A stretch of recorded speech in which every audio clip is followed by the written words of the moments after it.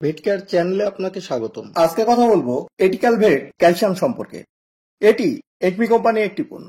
এটিক্যাল vet ক্যালসিয়ামটি হলো active calcium, phosphorus ও গ্লাক্টোগ্লুকোজ সমৃদ্ধ উপাদান।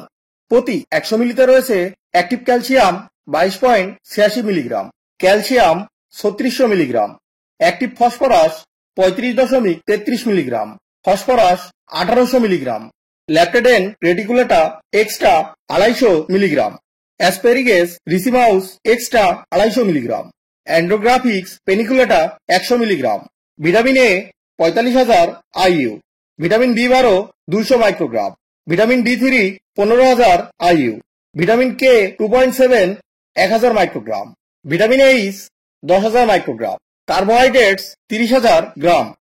নির্দেশনা বা কোন কোন রোগের ক্ষেত্রে ব্যবহার করবেন।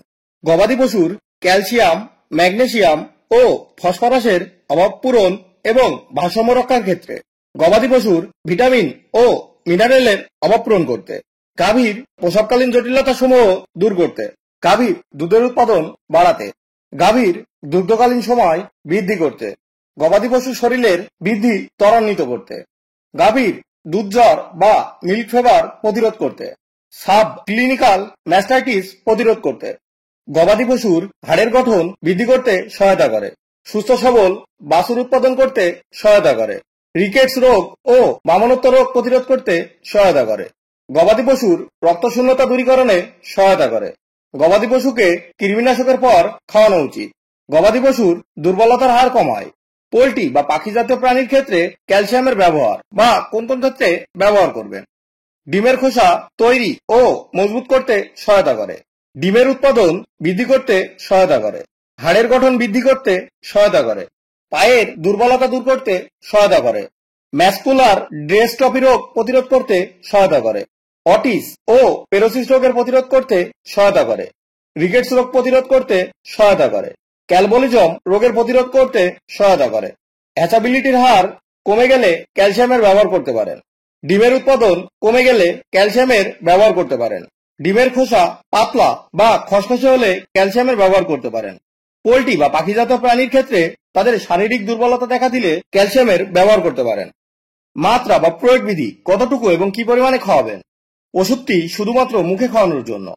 দুগ্ধজাত গাভীর ক্ষেত্রে দুধ উৎপাদন বৃদ্ধি করার জন্য 10 মিলিলিটার দুধের উৎপাদন বৃদ্ধি ও অন্যান্য কারণে 50 থেকে 100 মিলি প্রতিদিন খাওয়াতে হবে। গাভীর প্রসবের দিন থেকে দুধ প্রদানের সময়কালে শেষ পর্যন্ত সপ্তাহে 3 দিন খাওয়ানোর পরামর্শ দেওয়া হয়েছে। আরও ভালো ফলাফলের জন্য প্রতিদিন ব্যবহার করতে পারেন। বাছুরের বৃদ্ধির জন্য প্রতিদিন 20 থেকে 30 মিলি করে খাওয়াতে হবে। পোল্ট্রি, ব্রয়লার ও পাখিজাতীয় প্রাণীর ক্ষেত্রে ব্যবহার। পোল্ট্রি ও পাখিজাতীয় প্রাণীর জন্য প্রতিদিন 30 মিলি করে 100টি পাখির জন্য খাওয়াতে হবে। ব্রয়লার ও ব্রেডারের ক্ষেত্রে প্রতিদিন 60 মিলি করে 100টি ব্রয়লার ও ব্রেডারের জন্য ব্যবহার করতে হবে, অথবা রেজিস্টারকৃত ভেটেরিনারি চিকিৎসকের পরামর্শ অনুযায়ী ব্যবহার করুন। পার্শ্ব প্রতিক্রিয়া। নির্ধারিত মাত্রায় কোনো পার্শ্ব প্রতিক্রিয়া দেখা যায়নি। ওষুধের সাথে মিতক্রিয়া দেখা যায়নি। গর্ভবতী ও দুগ্ধবতী প্রাণীতে ব্যবহার। গর্ভবতী ও দুগ্ধবতী প্রাণীতে নিশ্চিন্তে ব্যবহার করা যাবে। প্রত্যাহারকাল: মাংস, দুধ, ডিম 0 দিন। আর ভিডিওটি যদি আপনার ভালো লেগে থাকে, চ্যানেলটি সাবস্ক্রাইব করুন এবং পাশে থাকা বেল আইকনটি ক্লিক করুন, যাতে নতুন নতুন শিক্ষণীয় ভিডিও পেতে পারেন। ধন্যবাদ।